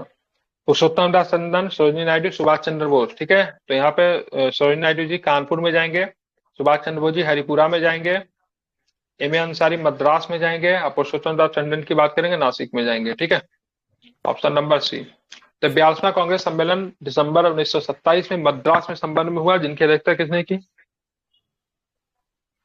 किसने की? तो अंसारी साहब ने की। ठीक है। 40वां कांग्रेस का अधिवेशन 1925 में कानपुर में हुआ, जिसकी अध्यक्षता सरोजिनी नायडू ने की। ठीक है। 25 या 1540। 51वां कांग्रेस सम्मेलन फरवरी 1938 में हरिपुरा में हुआ, जिसकी अध्यक्षता सुभाष चंद्र बोस ने की थी। 56वां कांग्रेस का अधिवेशन का 1950 में नासिक में हुआ, जिसकी अध्यक्षता पुरुषोत्तम दास टंडन ने की थी। ठीक है। कांग्रेस ने कब, 1905 के बाद नेहरू जी जब तक जीवित रहे कांग्रेस के अध्यक्ष रहेंगे, फिर उनकी पुत्री बनेगी कांग्रेस के अध्यक्ष कंटिन्यूअसली। ठीक है। अभी तो माँ बेटा का जोड़ा है तो कोई दिक्कत ही नहीं। कांग्रेस ने कब पहली बार भारत की स्वतंत्रता का प्रस्ताव पारित किया था? 1927 में, 1915 में, 1932 में या फिर 1942 में? ठीक है। तो क्या आंसर हो जाएगा? तो इसका आंसर होगा 1927 में। कौन सा सेशन था? मद्रास अधिवेशन था। तो यहाँ पे ध्यान रखो, 1927 के मद्रास अधिवेशन में कांग्रेस ने पूर्ण स्वराज को अपना लक्ष्य घोषित किया। इस सम्मेलन की अध्यक्षता डॉक्टर एम एस अंसारी ने की। पंडित जवाहरलाल नेहरू और सुभाष चंद्र बोस ने पूर्ण स्वराज के लक्ष्य को प्राप्त करने के लिए कांग्रेस के अंदर इंडिपेंडेंस फॉर इंडिया लीग की स्थापना की थी। ठीक है। तो ये प्रस्ताव जो था मद्रास अधिवेशन में रखा गया था, लेकिन विवाद जो गरमाता है ना नेहरू रिपोर्ट के बाद 1928 में गड़बड़ाता है। ठीक है। 1929 में आप देखोगे तो लाहौर सेशन होता है, जहां पे पूर्ण स्वराज को ही, ठीक है, टोटल इंडिपेंडेंस को कांग्रेस का लक्ष्य घोषित कर दिया जाता है। ठीक है। अब जो है सो भाई हम डोमिनेंट स्टेटस पे बात नहीं करेंगे। क्या चाहिए? तो अपने को अब चाहिए पूरी स्वतंत्रता। ठीक है। जवाहरलाल नेहरू ने भारतीय राष्ट्रीय कांग्रेस के किस अधिवेशन की अध्यक्षता नहीं की थी? तो लाहौर अधिवेशन था, लखनऊ भी था, फैजपुर भी था, रामगढ़ नहीं था। ठीक है। तो मैंने क्या बोला, 36-37 में ऑलरेडी वो करके आ रहे थे। ठीक है। और फिर से उनको 1939 में बनाने के लिए बोला गया तो सीधा सीधा इनकार कर दिया। ठीक है। अबुल कलाम आजाद जो थे वो तो सुभाष चंद्र बोस से उलझना ही नहीं चाहते थे, इसलिए उन्होंने इनकार किया था। फिर बाद में त्रिपुरी संकट में आप देखोगे तो राजेंद्र बाबू को बनाया गया। 1931 में कांग्रेस के कराची अधिवेशन में मूल अधिकारों का प्रस्ताव का प्रारूप किसने, ध्यान में रखेगा, मूल अधिकारों के प्रारूप को किसने तैयार किया था? ठीक है। तो ध्यान रखें इसके क्या आंसर होंगे। तो इनको प्रारूप तैयार करने की बात करेंगे तो पंडित जवाहरलाल नेहरू की बात करेंगे। ये प्रारूप इनके द्वारा तैयार किया गया था। ठीक है। लेकिन अध्यक्षता किसने की थी? तो क्या नाम है? पटेल ने। हाँ। तो गांधी इरविन समझौता, गांधी इरविन समझौता या फिर गांधी इरविन पैक्ट या फिर दिल्ली समझौता के नाम से जानते हैं, उसको मंजूरी देने के लिए 29 मार्च 1931 को कराची में कांग्रेस का अधिवेशन हुआ। कराची अधिवेशन कांग्रेस ने पहली बार मौलिक अधिकारों में राष्ट्रीय आर्थिक, हाँ ध्यान में रखना है, तो मौलिक अधिकार और यहाँ पे और भी राष्ट्रीय आर्थिक कार्यक्रम, आर्थिक कार्यक्रम का जो अध्यक्ष जो बनाए गए थे पंडित जवाहरलाल नेहरू को बनाया गया था। ठीक है। इंपॉर्टेंट है। मौलिक अधिकारों का प्रारूप किसने तैयार किया था? तो ध्यान रखना है किसने तैयार किया था? तो नेहरू जी ने तैयार किया था। ठीक है। और आर्थिक कार्यक्रम से संबंधित जो एक समिति जो बनी थी उसके अध्यक्ष कौन थे? तो नेहरू जी ही थे। लेकिन कराची अधिवेशन को लीड कौन कर रहे थे? तो ध्यान में रखना है गांधी जी को काले झंडे दिखाए गए थे। ठीक है। ध्यान रखना है गांधी मर सकता है लेकिन गांधीवाद नहीं, इसी में बोला गया था। ध्यान रखना है। कांग्रेस ने घोषणा की जनता के शोषण को समाप्त करने के राजनीतिक आजादी के साथ साथ आर्थिक आजादी भी जरूरी है। कराची अधिवेशन की अध्यक्षता पंडित जवाहरलाल नेहरू की थी। मूल अधिकारों का प्रारूप पंडित जवाहरलाल नेहरू ने तैयार। आर्थिक कार्यक्रम के जो समिति के जो अध्यक्ष थे वो भी नेहरू जी थे। 1931 में भारतीय राष्ट्रीय कांग्रेस के कराची अधिवेशन के लिए जिनकी अध्यक्षता सरदार पटेल कर रहे थे, जिसके मूल अधिकार तथा आर्थिक कार्यक्रमों पर संकल्प प्रारूपित किया गया था। ठीक है। तो ध्यान रखें कौन थे? तो जवाहरलाल नेहरू। ठीक है। अब आते आगे के प्रश्नों को भी जरा देखते हैं। बताना, नीचे उन व्यक्तियों की सूची दी गई है जो भारतीय राष्ट्रीय कांग्रेस के अध्यक्ष हुए, उन्हें तिथि के अनुसार क्रमबद्ध कीजिए। महात्मा गांधी 24, 1924। ये नेहरू जी सबसे पहले कब बने? तो 1929 में। ठीक है। वल्लभ भाई पटेल की बात करेंगे तो 1931 में। ठीक है। और सरोजिनी नायडू जी की बात करेंगे तो 1925 में। तो सबसे पहले गांधी जी, फिर सरोजिनी नायडू जी, फिर नेहरू साहब और फिर अंतिम में वल्लभ भाई पटेल। ठीक है। तो इसको आप देख लीजिएगा, कुछ खास नहीं है। हाँ, सरदार वल्लभ भाई पटेल ने 1931 के कराची अधिवेशन की अध्यक्षता की। इसी अधिवेशन में मूल अधिकारों से संबंधित प्रस्ताव को भी पारित किया गया था, जिसके प्रारूप की बात करेंगे। प्रारूप किसने तैयार किया था? तो ध्यान में रखें किसने प्रारूप को तैयार किया था? पंडित जी। ठीक है। हाँ, आर्थिक नियोजन समिति किसमें बनाई गई थी? आर्थिक नियोजन समिति थी, क्या बताओगे? 21, ठीक है। तो बिल्कुल इसको आपको ध्यान में रखना है। ठीक है। चलिए आगे चलेंगे तो देखते हैं। बताइए। ठीक है। भारतीय राष्ट्रीय कांग्रेस ने अपने किस अधिवेशन भारत सरकार ने 1935 को अस्वीकार कर दिया गया था? तो भाई 1935 के अधिवेशन को अस्वीकार करने के लिए 1934 में तो जाएंगे नहीं, कहाँ जाएंगे? 1936 में जाना पड़ेगा। लखनऊ सेशन, अध्यक्षता कौन कर रहे थे लखनऊ सेशन की? जवाहरलाल तो नेहरू। ध्यान रखना, नेहरू जी कर रहे थे, ठीक है, ध्यान रखना। हाँ, तो 1936 में जवाहरलाल नेहरू की अध्यक्षता में अस्वीकार कर दिया गया था और कांग्रेस ने इसकी जगह संविधान निर्माण समिति के गठन की मांग रखी। इसका चुनाव वयस्क मताधिकार के आधार पर होना था, फिर वो स्वतंत्र भारत का संविधान बने। तो नेहरू जी का मन था भाई साहब, हम लोग जो थे वयस्क मताधिकार के आधार पर संविधान सभा की नींव रखेंगे, लेकिन देश का जो संविधान बनता है वयस्क मताधिकार के आधार पर नहीं बना था, ठीक है। भारतीय राष्ट्रीय कांग्रेस के हरिपुरा अधिवेशन की अध्यक्षता किसने की थी? कब हुआ था हरिपुरा अधिवेशन? हरिपुरा जो था 1937 में था, ठीक है, ध्यान में रखना है, ठीक है। और हरिपुरा के बाद 1938 का जो सेशन, नहीं सॉरी, 38 तो सुभाष चंद्र बोस हो जाएंगे, ठीक है। 37 वाला कौन सा सेशन था? फैजपुर सेशन था, ठीक है। तो फैजपुर सेशन के हो जाएंगे आपके जवाहरलाल नेहरू। 38 में हरिपुरा सेशन सुभाष चंद्र बोस। क्या बोलते हैं उसके बाद 39 में त्रिपुरी सेशन, जो कि त्रिपुरी संकट के नाम से जानते हैं, सुभाष चंद्र बोस। और 1940 में बिहार का सेशन होगा, रामगढ़ सेशन की बात करेंगे, जो कि पहला सेशन था जो कि गांव में किया गया था। तो 1938 में भारतीय राष्ट्रीय कांग्रेस के हरिपुरा गुजरात अधिवेशन सुभाष चंद्र बोस को अध्यक्ष बनाएगा। 1938 के हरिपुरा कांग्रेस अधिवेशन में समाजवादियों का पक्ष में भारी होने के कारण सुभाष चंद्र बोस के मत को अध्यक्ष चुनेंगे। उनके नाम के प्रस्ताव डॉक्टर राजेंद्र प्रसाद। आप यहाँ पे देखोगे, यहाँ पे 1938 की बात करेंगे तो कहीं पे इसका आंसर देखना गुजरात लेता है, कहीं पे इसका आंसर महाराष्ट्र लेता है, ठीक है। तो आजादी के बाद की अगर बात करोगे तो क्या था, महाराष्ट्र गुजरात तो 1960 में बढ़ता है, इसीलिए इसमें कंफ्यूजन होता है।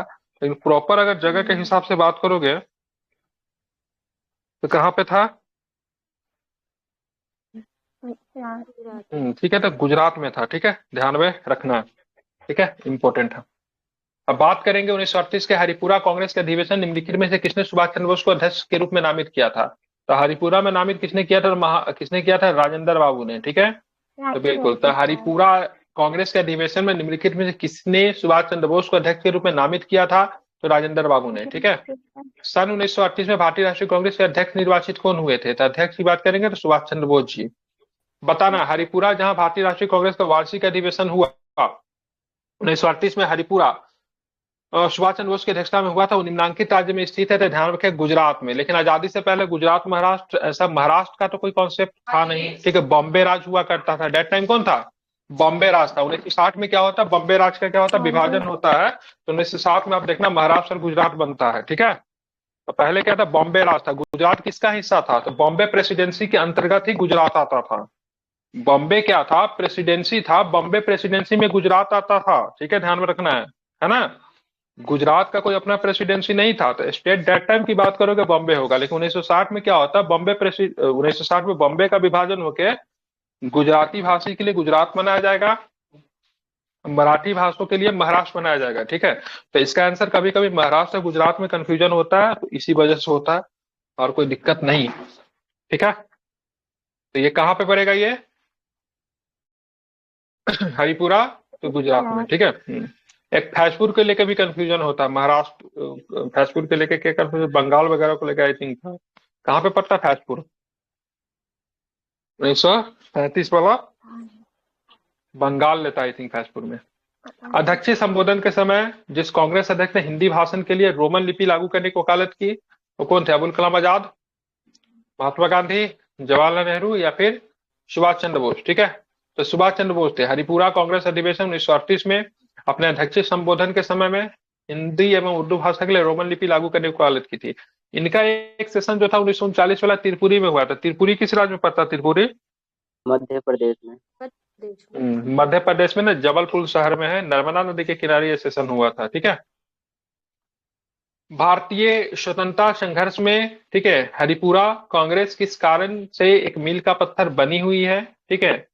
The Haripura Congress remains A milestone Indian freedom struggle because, क्या कारण था? इसने ब्रिटिश सरकार के विरुद्ध युद्ध की घोषणा की, ठीक है। इसने जवाहरलाल नेहरू को भारत के भावी प्रधानमंत्री के रूप में अभिव्यक्त किया, ठीक है। एक योजना विचार को प्रारंभ करने के लिए, ठीक है, of the introduction of idea of planning commission, ठीक है।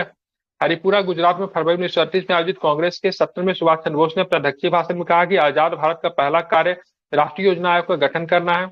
अखिल भारतीय कांग्रेस समिति के सहमति मिलने पर दिसंबर 1938 में नेताओं ने राष्ट्रीय योजना समिति तथा इसका अध्यक्ष जवाहरलाल नेहरू को बनाया।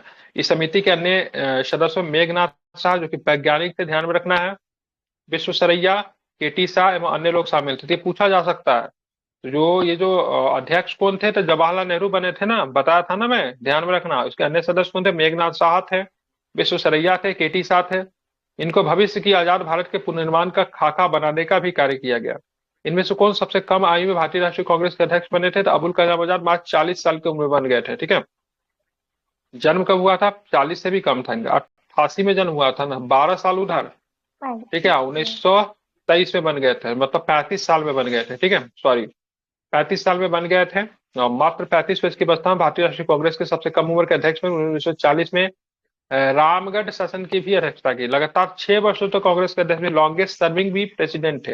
अबुल कलाम आजाद 1940-1946 तक भारतीय राष्ट्रीय कांग्रेस के अध्यक्ष थे। अंततः उन्हें क्रिप्स मिशन तथा लॉर्ड बेबल दोनों वार्ताएं में कांग्रेस के अध्यक्ष के रूप में नामित किए। बहुत इंपॉर्टेंट है, क्रिप्स मिशन से जो आधिकारिक वार्ताकार जो थे, ठीक है, इन्हीं को बनाया गया था। और लॉर्ड बेबल 1945 में दोनों में वार्ताएं कांग्रेस के रूप में वही थे। ठीक है, यही जो वार्ता जो थी, शिमला समझौता की बात करेंगे तो शिमला समझौता में भी कांग्रेस की तरफ से अध्यक्ष बना के इनको ही भेजा गया था 1945 वाला में। क्रिप्स मिशन जो आता 1942 में, उनमें ये भी थे, हालांकि उसमें नेहरू जी भी थे। ठीक है, निम्नलिखित में कौन लगातार 6 वर्षों तक भारतीय राष्ट्रीय कांग्रेस के अध्यक्ष थे। लॉन्गेस्ट सर्विंग की बात करेंगे तो कौन थे, तो बता ही दोगे आप लोग।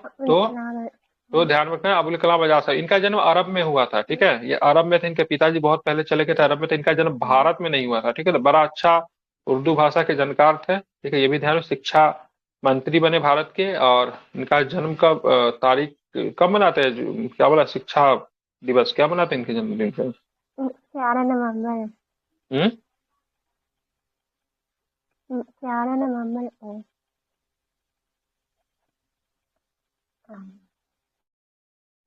क्या उच्चारण मंगल डे क्या होता है ये?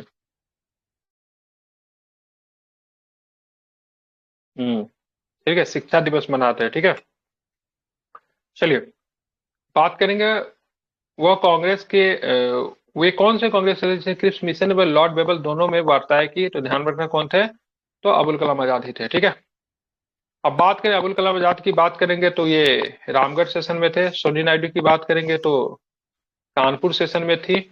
मोतीलाल नेहरू की बात करेंगे तो अमृतसर सेशन में थी। और डॉक्टर राजेंद्र बाबू की बात करेंगे तो बम्बई सेशन में थे। ठीक है, तो ध्यान में रखना है 40 वाला रामगढ़ सेशन, कानपुर 1925, मोतीलाल नेहरू 1919, राजेंद्र बाबू 1934 में। ठीक है, बॉम्बे सेशन था। भारतीय राष्ट्रीय कांग्रेस से संबंधित निम्नलिखित घटनाओं पर विचार कीजिए। 1929 का भारतीय राष्ट्रीय कांग्रेस का लाहौर अधिवेशन, गांधी इरविन समझौता 1931 में, भारतीय राष्ट्रीय कांग्रेस का कराची अधिवेशन, राजगुरु जी की फांसी की बात करेंगे 1931 में। नीचे देखे स्कूट में कालक्रम, तो ये 1931 में हुआ था। कराची की बात करेंगे, ये भी 1931 में हुआ था। गांधी इरविन समझौता भी 1931 में हुआ था। तो आप ये तीनों को समझाने के लिए बोलेगा तो कैसे समझाओगे? तो सबसे पहले आप देखोगे क्या होता है, तो सबसे पहले ध्यान में रखना है, सबसे पहले क्या होता है, तो गांधी इरविन समझौता नहीं, सबसे पहले क्या होता है, गांधी इरविन समझौता होता है। ठीक है, गांधी इरविन समझौता के बाद क्या होता है, राजगुरु जी की फांसी दी जाती है। ठीक है, अब दोनों चीजों को जस्टिफाई करने के लिए भारतीय राष्ट्रीय कांग्रेस का कराची अधिवेशन को बुलाया गया था, क्योंकि समझौता हो चुका था, इसकी वैधता के लिए बुलाया गया था। ठीक है, अकॉर्डिंग टू मी सबसे पहले एक के बाद दो के बाद 4, उसके बाद 3 होना चाहिए। ठीक है, तो एक सबसे पहले, फिर मैंने कौन बताया, गांधी इरविन समझौता 1, 2, 4, 3। ठीक है, 1, 2, 4, 3। ठीक है, अब इसको याद कैसे रखोगे सो बताता हूं। सबसे पहले क्या होता है ना, सबसे पहले क्या होता है, 5 मार्च 1931 को क्या होता है, गांधी इरविन समझौता होता है। 23 मार्च 1931 को फांसी दी जाती है। और ये सेशन तो कब होता था, तो सेशन तो दिसंबर में ही होगा। ठीक है, तो इसको आपको ध्यान में रखना है। हालांकि सेशन आई थिंक उस साल जल्दी हो गया था। 29 से 31 दिसंबर 1929 तक कांग्रेस का लाहौर अधिवेशन हुआ था। अच्छा, दिसंबर में ही था। ठीक है, अब 5 मार्च 1931 को दिल्ली में गांधी जी और इरविन के बीच में समझौता हुआ। भारतीय राष्ट्रीय कांग्रेस कराची अधिवेशन 26 से 31 मार्च को हुआ। और 23 मार्च 1931 को, हाँ बोले ना, सेशन उस पर जल्दी हो गया। तो इसे सेशन कब होता था, दिसंबर के महीने में होता था। लेकिन गांधी इरविन समझौता का मंजूरी देना था, गांधी जी को जाना था SS राजपूताना पकड़कर, कहाँ जाना था, बॉम्बे टू लंदन जाना था। ठीक है, इसलिए सेशन को इन्होंने जल्दी निपटा दिया था। उसे सेशन उनकी होती कब थी, इनकी सेशन होती थी दिसंबर में। ठीक है, भारतीय राष्ट्रीय कांग्रेस 54वां अधिवेशन नवंबर 1946 में मेरठ में आयोजित अधिवेशन की अध्यक्षता जेबी कृपलानी की थी, जो आजादी के समय कांग्रेस के अध्यक्ष भी थे। तो आजादी के समय कांग्रेस के अध्यक्ष जेबी कृपलानी महोदय थे, पेशे से शिक्षक थे ये, ठीक है। भारतीय राष्ट्रीय कांग्रेस 46वां में मेरठ में आयोजित अधिवेशन की अध्यक्षता किसने की थी? जेबी कृपलानी ने की, जिनको आचार्य बोलते थे, ठीक है, संस्कृत के अच्छे जानकार थे। रानी पामदत्त, ये इंडिया टुडे की लेखक थी। अब अभी वाला इंडिया टुडे नहीं है, उस समय निकलती थी न्यूज जैसा था। इंडिया टुडे के लेखक की बात रजनी पामदत्त है। वे साम्राज्यवाद से लड़ते भी थे और सहयोग भी करते थे। उन्होंने किस राजनीतिक गठबंधन के बारे में कहा? तो कांग्रेस के बारे में कहा, ठीक है। भारतीय तो राष्ट्रीय ध्यान रखना, कांग्रेस। तो ये इंडिया टुडे के लेखिका थी। अपनी पुस्तक 5 मिनट, ठीक है। इंडिया टुडे में भारतीय राष्ट्रीय कांग्रेस के लिखा है, साम्राज्यवाद से लड़ते भी थे और सहयोग भी करते थे। रजनी पामदत्त के कथन कांग्रेस नब्बंती विचारधारा वाले नेताओं के संदर्भ में कहा गया। लाला लाजपत राय ने अपने लेख में कांग्रेस के संबंध में विचार व्यक्त किया। कांग्रेस आंदोलन न तो लोगों के द्वारा प्रेरित था, नहीं उनके द्वारा सोचा था, योजनाबद्ध किया गया था, ठीक है। किसने कहा था कांग्रेस आंदोलन न तो लोगों के द्वारा प्रेरित था, नहीं उनके द्वारा सोचा गया था, योजनाबद्ध किया गया था? लाला लाजपत राय, ठीक है। कौन सा सही है बताना है। कांग्रेस के नागपुर सत्य 1920 के पश्चात प्रांतीय कांग्रेस समितियों का गठन भाषाई आधार पर किया गया। 1948 में कांग्रेस ने भाषाई आधार पर प्रांतों की गठन की मांग को अस्वीकार कर दिया। बताना कौन सा सही है। दोनों की बात करेंगे, आपका सही है, ठीक है। इसी के साथ ये टॉपिक क्या होता है, समाप्त होता है। बंगाल विभाजन स्वदेशी आंदोलन उतना इंपॉर्टेंट नहीं है, अगर मेरे टॉपिक में अगर होगा तो मैं पढ़ा दूंगा। एक बार टॉपिक चेक कर लेना, इसके बाद कौन सा टॉपिक है ग्रुप में लिख देना। ये टॉपिक पढ़ा दिया ना, 2 टॉपिक मैंने कल से समाप्त किया है ना, तो ये टॉपिक हो गया। वो करके अब बीच में क्लास में पिन करता हूँ, क्योंकि कल थोड़ा क्लास डिस्टर्ब हुआ था, मार्केट जाना, इसलिए आज मैं कुछ ज्यादा क्लास लूंगा, ठीक है। तो आप लोग टॉपिक देख लो, कौन कौन सा टॉपिक बाकी रह गया ग्रुप में लिख दो, ठीक है। तो मैंने जो हिस्ट्री वाला जो बना के दिया था, सेशन एक जल्दी होगा।